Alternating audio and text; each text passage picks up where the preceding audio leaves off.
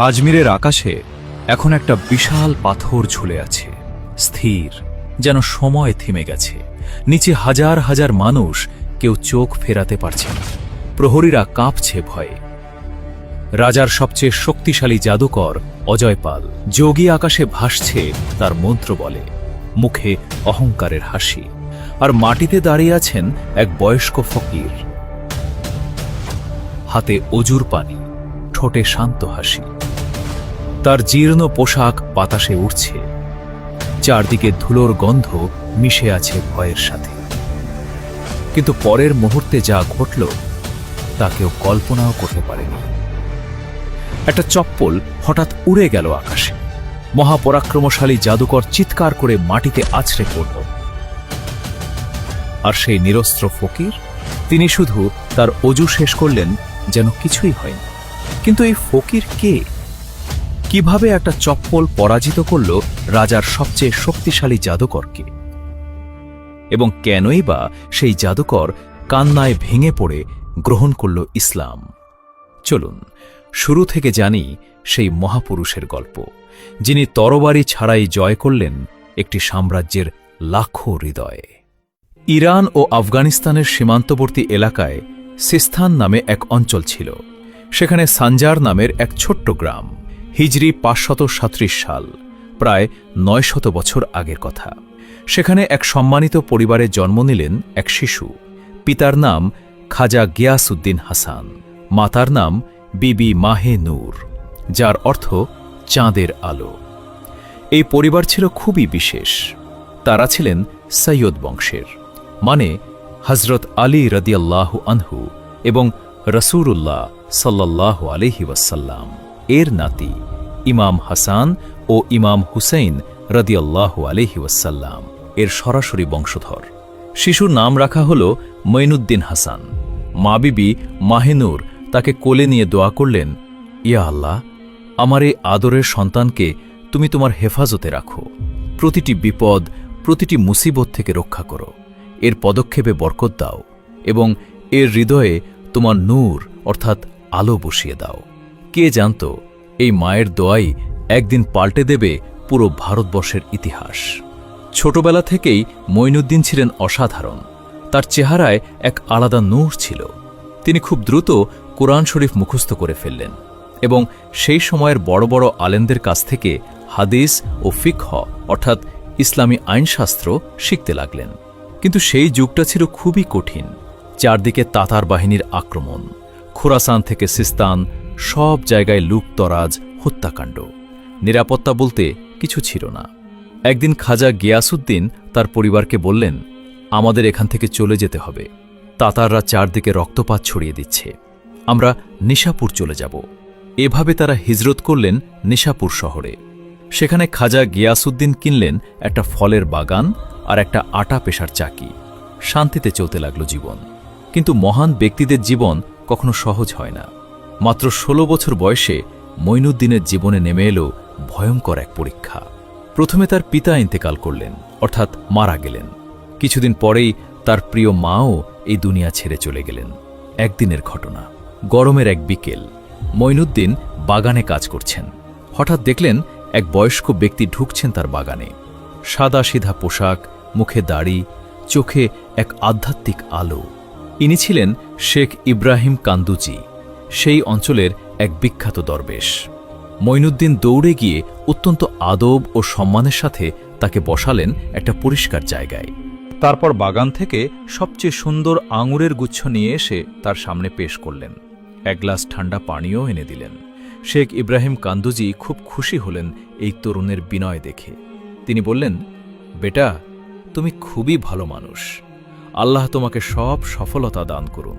এরপর তিনি তার ঝোলা থেকে তেলের খৈলের একটা ছোট্ট টুকরা বের করলেন। সেটা নিজে চিবিয়ে তারপর মঈনুদ্দিনের হাতে দিলেন। মঈনুদ্দিন কোনো প্রশ্ন না করে, কোনো দ্বিধা না করে সেই পবিত্র টুকরাটি খেয়ে ফেললেন। আর যেই সেটা গলার নিচে নামল, সেই মুহূর্তে যেন তার পুরো দুনিয়া বদলে গেল। তার হৃদয়ে জ্বলে উঠল ইশকে হাকিকির আগুন, অর্থাৎ আল্লাহর প্রকৃত ভালোবাসার আগুন। দুনিয়ার সব কিছু, টাকা, সম্পত্তি, বাড়ি, বাগান, সব কিছু মনে হল একদম তুচ্ছ। তিনি বুঝতে পারলেন আসল সম্পদ হল আল্লাহর নৈকট্য, তার মারেফাত অর্থাৎ আল্লাহকে চেনা। সেই মুহূর্তেই তিনি সিদ্ধান্ত নিলেন, এক মুহূর্তও দেরি করলেন না। তিনি তৎক্ষণাৎ তার বাগান, চাকি সবকিছু বিক্রি করে দিলেন। যে টাকা পেলেন পুরোটাই বিলিয়ে দিলেন গরিব ও দরিদ্রদের মধ্যে। এক কাপড়ে খালি হাতে বেরিয়ে পড়লেন সত্যের সন্ধানে। একজন সাধারণ যুবক থেকে শুরু হল তার হয়ে ওঠার যাত্রা, এক মহান ওলিয়া আল্লাহর অর্থাৎ আল্লাহর বন্ধু। এরপর শুরু হল এক দীর্ঘ সফর। মঈনুদ্দিন চলে গেলেন সমরকন্দ ও বোখারায়, সেই যুগের সবচেয়ে বড় জ্ঞানের কেন্দ্র। সেখানে বছরের পর বছর কাটালেন। সেই সময়ের সবচেয়ে বড় আলেমদের কাছ থেকে শিখলেন তাফসির অর্থাৎ কোরআনের ব্যাখ্যা, হাদিস অর্থাৎ রসুলের বাণী ও কর্ম, এবং ফিকহা অর্থাৎ ইসলামী আইন। কিন্তু তার হৃদয়ের তৃষ্ণা মিটছিল না। বইয়ের জ্ঞান তিনি পেয়েছেন, কিন্তু তিনি খুঁজছিলেন এমন কাউকে যিনি তাকে আল্লাহর সাথে সরাসরি সম্পর্ক তৈরি করতে শেখাবেন। তিনি খুঁজছিলেন একজন মুর্শিদ অর্থাৎ আধ্যাত্মিক পথপ্রদর্শক। অনেক দিন অনেক জায়গা ঘোরার পর অবশেষে হারুন নামক এক ছোট্ট শহরে তিনি পেলেন তার কাঙ্ক্ষিত মুর্শিদকে। তার নাম খাজা উসমান হারুনি। তিনি ছিলেন চিস্তিয়া তরিকার অর্থাৎ একটি বিশেষ আধ্যাত্মিক ধারার একজন মহান শেখ। দেখা হওয়ার সাথে সাথে মঈনুদ্দিন বুঝলেন ইনিই সেই মানুষ যার জন্য তিনি খুঁজছিলেন। তিনি সাথে সাথে তার পায়ে লুটিয়ে পড়লেন এবং তার হাতে বায়াত অর্থাৎ আধ্যাত্মিক শপথ গ্রহণ করলেন। এরপর শুরু হল এক কঠিন জীবন। চিন্তা করুন তো, পুরো ২০ বছর ধরে খাজা মঈনুদ্দিন ছিলেন তার মুর্শিদের ছায়ার মতো। সফরে হোক বা বাসায়, দিনে হোক বা রাতে, তিনি সবসময় তার মুর্শিদের সেবায় থাকতেন। মুর্শিদের বিছানা পিঠে বহন করতেন, অজুর জন্য পানি তৈরি করে রাখতেন, খাবার পরিবেশন করতেন। প্রতিটি ছোট বড় কাজে তিনি ছিলেন সর্বদা প্রস্তুত। কিন্তু এখানেই শেষ না, পাশাপাশি তিনি করতেন কঠোর রিয়াজত অর্থাৎ আধ্যাত্মিক সাধনা। দীর্ঘ দীর্ঘ রোজা রাখতেন, কখনো কখনো কয়েকদিন একটানা না খেয়ে থাকতেন। শুধু একটু করে রুটি দিয়ে ইফতার করতেন। রাতে খুব কম ঘুমাতেন। বেশিরভাগ সময় কাটাতেন আল্লাহর ইবাদতে, জিকিরে অর্থাৎ আল্লাহর স্মরণে। এই কঠিন সাধনার মাধ্যমে তিনি নিজের নফসের অর্থাৎ মন্দ প্রবৃত্তির ওপর নিয়ন্ত্রণ পেলেন। শুনে অবাক লাগতে পারে, কিন্তু এই কঠোর পরিশ্রমই তাকে নিয়ে গেল আধ্যাত্মিকতার সর্বোচ্চ চূড়ায়। কিছুদিন পর খাজা উসমান হারুনি হজ করার ইচ্ছা করলেন। খাজা মঈনুদ্দিনও পেলেন তার মুর্শিদের সাথে মক্কা মদিনা যাওয়ার সম্মান। মক্কায় তারা তাওয়াফ করলেন, হজ্জের সব কাজ আদায় করলেন। এরপর চলে গেলেন মদিনা মুনাওয়ারায়, যেখানে রাসূলুল্লাহ সাল্লাল্লাহু আলাইহি ওয়াসাল্লামের রজা মোবারক। সেখানে দাঁড়িয়ে খাজা মঈনুদ্দিন পেশ করলেন সালাম। ইতিহাসের বইয়ে লেখা আছে, সেই মুহূর্তে তার এক আধ্যাত্মিক অভিজ্ঞতা হল। তিনি পেলেন নির্দেশ, হে মঈনুদ্দিন, তুমি হিন্দুস্তানে যাও, সেখানে গিয়ে ইসলামের দাওয়াত দাও, মানুষকে সত্যের পথ দেখাও। সেই মুহূর্তেই তাকে দেওয়া হল উপাধি সুলতানুল হিন্দ অর্থাৎ ভারতের আধ্যাত্মিক সম্রাট। এটা কি আমরা আজও বুঝি না? একজন মানুষ যখন সত্যিকার অর্থে আল্লাহর জন্য নিজেকে উৎসর্গ করে, তখন আল্লাহ তাকে দিয়ে কত বড় কাজ করান। মদিনা থেকে ফিরে এসে খাজা উসমান হারুনি বুঝলেন তার শিষ্য এখন আধ্যাত্মিকভাবে পরিপূর্ণ। তিনি তাকে দিলেন খিলাফত অর্থাৎ তার আধ্যাত্মিক উত্তরাধিকার। পরিয়ে দিলেন খিরকা অর্থাৎ একটি বিশেষ পোশাক, যা দিয়ে বোঝানো হয় তিনি এখন একজন পূর্ণ আধ্যাত্মিক পথপ্রদর্শক। মুর্শিদ তাকে শেষ উপদেশ দিলেন, বেটা, মানুষের সেবা করো, আল্লাহর ভালোবাসা ছড়িয়ে দাও। মনে রেখো, আল্লাহর নৈকট্য পাওয়ার সবচেয়ে বড় পথ হল তার সৃষ্টির সেবা করা। এরপর খাজা মঈনুদ্দিন বিদায় নিলেন। তিনি রওনা হলেন বাগদাদ, ইস্পাহান, তাবরিজের দিকে। সেখানে সেই সময়ের মহান আউলিয়াদের অর্থাৎ আল্লাহর বন্ধুদের সাথে দেখা করলেন। বর্ণনা অনুসারে এই সময় তার সাক্ষাৎ হয়েছিল গাউসে আজম হজরত আব্দুল কাদির জিলানী রাহমাতুল্লাহি আলাইহি এর সাথেও। অবশেষে তিনি তৈরি হলেন সেই মহাসফরের জন্য হিন্দুস্তান। ৪০ জন মুরিদ নিয়ে খাজা মঈনুদ্দিন চিশতি রাহমাতুল্লাহি আলাইহি শুরু করলেন সেই দীর্ঘ কঠিন সফর। খাইবার পাস পেরিয়ে তারা প্রবেশ করলেন ভারতের মাটিতে। প্রথমে তারা পৌঁছলেন লাহোর। সেখানে ছিল আরেকজন মহান উলির মাজার, দাতা গঞ্জবক্স, হজরত আলী হাজবেরি রহমতুল্লাহি আলাইহ। খাজা মঈনুদ্দিন তার মাজারে গিয়ে সম্মান জানালেন। লাহোরে তিনি কয়েকদিন চিল্লা করলেন, অর্থাৎ একটানা কয়েকদিন ধরে এবাদত ও ধ্যানে মগ্ন থাকলেন। এই সময়ে তিনি আরও আধ্যাত্মিক শক্তি লাভ করলেন। তিনি এক বিখ্যাত ফার্সি কবিতা বললেন দাতা সাহেবের প্রশংসায়। ঠিক এই সময় তিনি আধ্যাত্মিক ইশারা পেলেন যে তার আসল গন্তব্য হল আজমির। হিজরি 587 সাল। খাজা মঈনুদ্দিন তার সঙ্গীদের নিয়ে পৌঁছলেন আজমির শহরে। আজমির তখন ছিল রাজা পৃথ্বীরাজ চৌহানের রাজধানী। শক্তিশালী রাজা, বিশাল সেনাবাহিনী, জমকালো রাজপ্রাসাদ। আর তার বিপরীতে খাজা মঈনুদ্দিন, এক নিঃস্ব ফকির, কয়েকজন সঙ্গী নিয়ে। শহরের বাইরে আনা সাগর হুদের তীরে একটা শান্ত জায়গায় তারা বিশ্রাম নিতে বসলেন। জায়গাটা ছিল সুন্দর, গাছপালা, হ্রদের ঠান্ডা বাতাস, শান্তিপূর্ণ পরিবেশ। কিন্তু কিছুক্ষণ পরেই রাজার প্রহরীরা এসে হাজির। তারা রাগত স্বরে বলল, এই জায়গা রাজার উটের বিশ্রামের জন্য, তোমরা এখান থেকে চলে যাও এখনই। খাজা মঈনুদ্দিন তাদের কথা শান্তভাবে শুনলেন। তার মুখে কোনো রাগ নেই, কোনো ক্ষোভ নেই। তিনি শুধু বললেন, ঠিক আছে, আমরা চলে যাচ্ছি, কিন্তু যেহেতু এটা উটের বসার জায়গা, তাহলে এখন এখানে উটরাই বসে থাকবে। এতটুকু বলে তিনি এবং তার সঙ্গীরা উঠে চলে গেলেন অন্য জায়গায়। হঠাৎ প্রহরীরা দেখল তাদের উটগুলো নড়ছে না, একটাও না, যেন মাটির সাথে আটকে গেছে। তারা ধাক্কা দিল, টানাটানি করল, কিন্তু কোনো উট নড়ল না। একজন প্রহরী ভয়ে ভয়ে বলল, আমার মনে হয় এটা ওই বয়স্ক ফকিরের আধ্যাত্মিক শক্তির প্রভাব, আমরা ভুল করেছি। তারা দৌড়ে গেল খাজা মঈনুদ্দিনের কাছে, ক্ষমা চাইল বিনীতভাবে। হজরত, আমরা আপনাকে চিনতে পারিনি, আমাদের ভুল হয়েছে, দয়া করে ক্ষমা করুন এবং আমাদের উটগুলোর জন্য দোয়া করুন। খাজা মঈনুদ্দিন মুস্কুরালেন, বললেন, যাও, আল্লাহর রহমতে তোমাদের উটগুলো এখন স্বাভাবিক হয়ে যাবে। প্রহরীরা ফিরে গিয়ে দেখল সত্যি উটগুলো আবার স্বাভাবিক। এই ঘটনা পুরো শহরে ছড়িয়ে পড়ল। মানুষ বুঝল এই ফকির কোনো সাধারণ মানুষ নন। কিন্তু এই খবর যখন রাজা পৃথ্বীরাজের কানে পৌঁছল, তিনি চিন্তিত হলেন। তার সভাসদরা বলল, মহারাজ, এই বিদেশি ফকির আমাদের সংস্কৃতির জন্য হুমকি হতে পারে, তার প্রভাব বাড়ছে। রাজা তখন ডাকলেন তার সবচেয়ে শক্তিশালী জাদুকর অজয়পাল যোগীকে। অজয়পাল ছিলেন অসাধারণ তান্ত্রিক শক্তির অধিকারী। তিনি যোগ বলে আকাশে উঠতে পারতেন, পাথর ভাসাতে পারতেন, মন্ত্র বলে মানুষের ক্ষতি করতে পারতেন। রাজা বললেন, অজয়পাল, এই মুসলমান ফকিরকে আমার রাজ্য থেকে তাড়িয়ে দিতে হবে, তার শক্তি পরীক্ষা করো। অজয়পাল অহংকারে হাসলেন এবং বললেন, মহারাজ, চিন্তার কোনো কারণ নেই, আমি তাকে এমন শিক্ষা দেব যে তিনি নিজেই পালিয়ে যাবেন।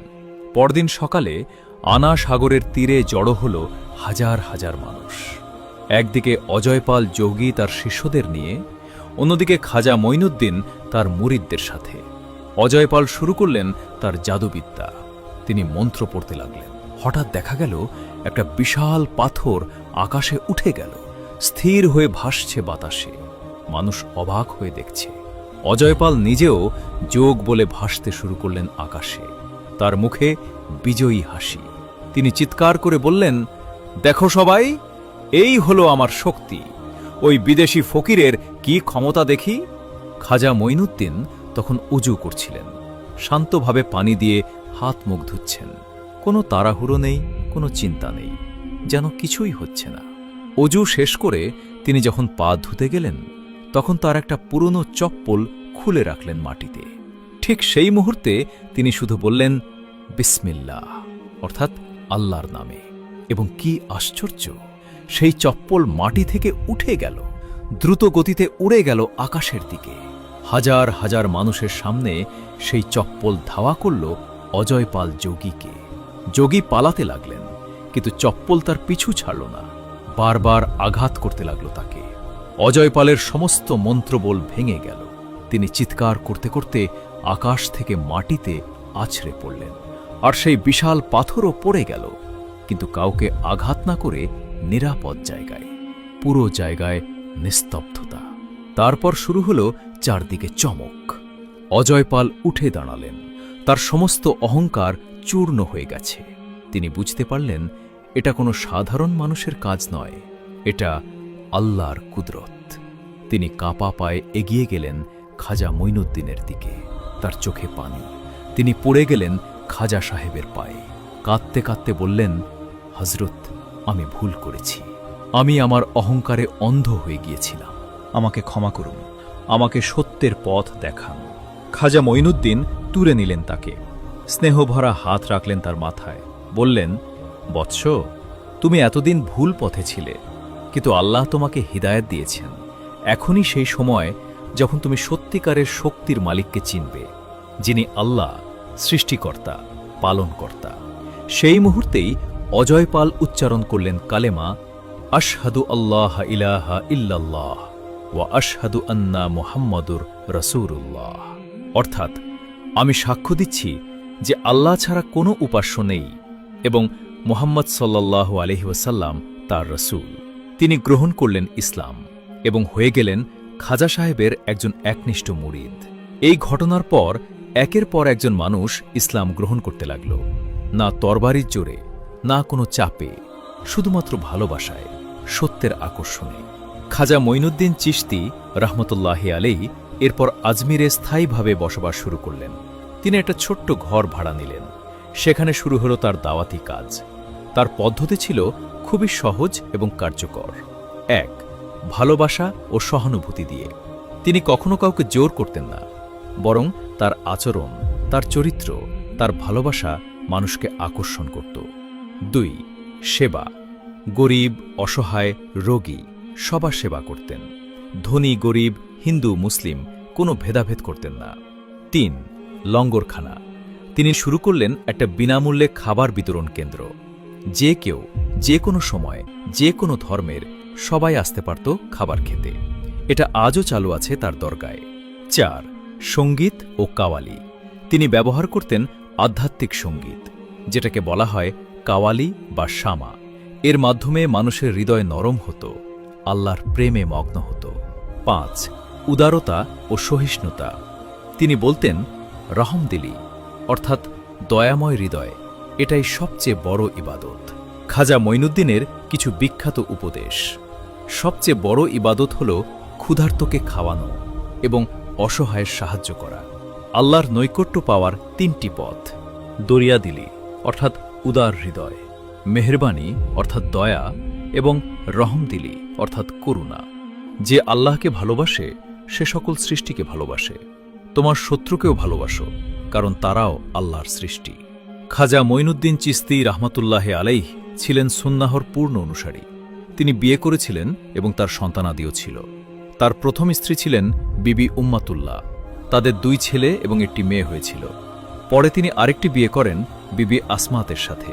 তার সন্তানরাও ছিলেন অত্যন্ত আল্লাহভীরু এবং পরবর্তীতে তারাও ইসলাম প্রচারে ভূমিকা রেখেছিলেন।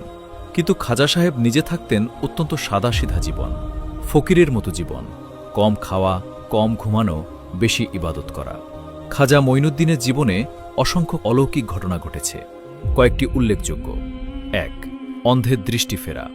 একবার এক অন্ধ ব্যক্তি এসে কাঁদতে লাগলেন খাজা সাহেবের সামনে। খাজা সাহেব দোয়া করলেন, সেই ব্যক্তি তৎক্ষণাৎ দেখতে পেল। ২. বৃষ্টির জন্য দোয়া। একবার আজমিরে তীব্র খরা দেখা দিল। ফসল নষ্ট হচ্ছে, মানুষ কষ্ট পাচ্ছে। মানুষ এলো খাজা সাহেবের কাছে, তিনি দোয়া করলেন, আর সাথে সাথে আকাশে মেঘ জমল, শুরু হলো বৃষ্টি। ৩. রাজার অসুখ সারানো। একবার রাজা পৃথ্বীরাজের পরিবারের কেউ মারাত্মক অসুস্থ হলে খাজা সাহেবের দোয়ায় সুস্থ হয়ে যায়। এতে রাজাও তার প্রতি শ্রদ্ধাশীল হয়ে যান। ৪. দূরের খবর জানা। অনেকবার তিনি দূরের ঘটনা আগে থেকেই বলে দিতেন। একবার তিনি বললেন, মুহাম্মদ ঘুরি শীঘ্রই এই অঞ্চলে আসবেন এবং ইসলামী শাসন প্রতিষ্ঠিত হবে। কয়েক বছর পরেই তাই হল। কিন্তু খাজা সাহেব কখনো এসব নিয়ে অহংকার করতেন না, বরং বলতেন, এসব আল্লাহর দান, আমি তো শুধু একজন কামিনা বান্দা, অর্থাৎ তুচ্ছ বান্দা। খাজা মঈনুদ্দিনের অসংখ্য মুরিদ ছিল। তাদের মধ্যে সবচেয়ে বিখ্যাত ছিলেন ১. কুতুবউদ্দিন বখতিয়ার কাকি। তিনি দিল্লিতে ইসলাম প্রচার করেন এবং সেখানে তার মাজার আজও বিখ্যাত। ২. হামিদউদ্দিন নাগরী। তামিলনাড়ুর নাগরে তার মাজার। ৩. ওসমান হারুনি। বিভিন্ন অঞ্চলে দাওয়াতি কাজ করেন। খাজা সাহেব তার শিষ্যদের পাঠিয়ে দিলেন ভারতের বিভিন্ন প্রান্তে।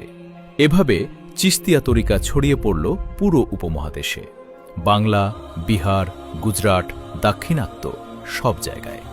বয়স বাড়ার সাথে সাথে খাজা মঈনুদ্দিন আরও বেশি নিভৃতচারী হয়ে গেলেন। তিনি বেশিরভাগ সময় ইবাদতে কাটাতেন। রাতের পর রাত তিনি কাঁদতেন আল্লাহর সামনে, প্রার্থনা করতেন উম্মতে মুহাম্মদের জন্য। হিজরি ৬৩৩ সালের ৬ই রজব। খাজা মঈনুদ্দিনের বয়স তখন প্রায় ৯৭ বছর। তিনি তার ঘরে একা ইবাদতে মগ্ন ছিলেন। সেদিন ফজরের আজানের ঠিক পরপর সিজদায় থাকা অবস্থায় তার পবিত্র রূহ অর্থাৎ আত্মা ফিরে গেল তার প্রভুর কাছে। ইন্না লিল্লাহি ওয়া ইন্না ইলাইহি রাজিউন। পুরো আজমির শহর কাঁদল, হিন্দু মুসলিম সবাই কাঁদল, কারণ তিনি ছিলেন শুধু মুসলমানদের নয়, ছিলেন সকল মানুষের প্রিয়, সকলের গরিব নেওয়াজ অর্থাৎ গরিবদের সাহায্যকারী। তাকে দাফন করা হল তার ঘরেই, যেখানে তিনি ইবাদত করতেন। সেই জায়গায় আজ হয়ে উঠেছে বিশ্বের অন্যতম বৃহৎ দরগা শরীফ, যেখানে প্রতিদিন হাজার হাজার মানুষ আসে দোয়া করে, ফাতিহা পড়ে। প্রতি বছর রজব মাসের ১ থেকে ৬ তারিখ পর্যন্ত পালিত হয় খাজা মঈনুদ্দিন চিশতির ওরস শরীফ অর্থাৎ অফাতের বার্ষিকী। এই সময় পুরো বিশ্ব থেকে লাখ লাখ মানুষ জড়ো হয় আজমিরে। সেখানে হয় কাওয়ালি, কুরআন তেলাওয়াত, দোয়া মাহফিল। গরিবদের মধ্যে বিতরণ হয় লঙ্গর অর্থাৎ বিনামূল্যে খাবার। এই ঐতিহ্য ৮০০ বছর ধরে চলে আসছে এবং আজও অব্যাহত আছে। খাজা মঈনুদ্দিন চিশতির জীবন থেকে আমরা কি শিখি? ১. প্রকৃত শক্তি। প্রকৃত শক্তি তরবারিতে নয়, হৃদয়ে। ভালোবাসা দিয়ে জয় করা যায় হাজারো মন। ২. নিঃস্বার্থ সেবা। ধর্ম, বর্ণ, জাতি নির্বিশেষে সবার সেবা করা, এটাই প্রকৃত ইবাদত। ৩. বিনয়। যত বড়ই হও, বিনয়ী থাকো। খাজা সাহেব এত বড় অলি হয়েও নিজেকে বলতেন কামিনা বান্দা। ৪. আল্লাহর উপর ভরসা। দুনিয়ার সব সম্পদ ছেড়ে শুধু আল্লাহর উপর নির্ভর করে তিনি এগিয়ে গিয়েছিলেন, আর আল্লাহ তাকে দিয়েছেন অকল্পনীয় সম্মান। ৫. দাওয়াত। ইসলামের দাওয়াত দিতে হয় ভালোবাসা, চরিত্র ও সেবা দিয়ে, জোর করে নয়। আজ থেকে প্রায় ৯০০ বছর আগে যে ফকির খালি হাতে এসেছিলেন ভারতে, তিনি আজ সুলতানুল হিন্দ, ভারতের আধ্যাত্মিক সম্রাট। তার কোনো সেনাবাহিনী ছিল না, কোনো রাজ্য ছিল না, কোনো সম্পদ ছিল না, কিন্তু ছিল আল্লাহর সাথে সম্পর্ক, মানুষের প্রতি ভালোবাসা এবং সত্যের উপর অটল থাকার দৃঢ়তা। আজ তার নাম উচ্চারিত হয় লাখো মানুষের মুখে। তার দরগায় প্রতিদিন জ্বলে অসংখ্য প্রদীপ। তার শেখানো পথে আজও চলছে লাখো মানুষ। এটাই হলো আল্লাহর ওয়াদা, যে আমার জন্য সবকিছু ছেড়ে দেয়, আমি তাকে এমন কিছু দিই যা সে কল্পনাও করতে পারে না। খাজা মঈনুদ্দিন চিশতি রাহমাতুল্লাহি আলাইহি, আল্লাহর রহমত তার উপর বর্ষিত হোক, আমাদের দেখিয়ে গেছেন যে প্রকৃত বিজয় হল হৃদয়ের বিজয় এবং প্রকৃত সাম্রাজ্য হল মানুষের ভালোবাসার সাম্রাজ্য। আল্লাহ আমাদের তার দেখানো পথে চলার তৌফিক দান করুন। আমিন।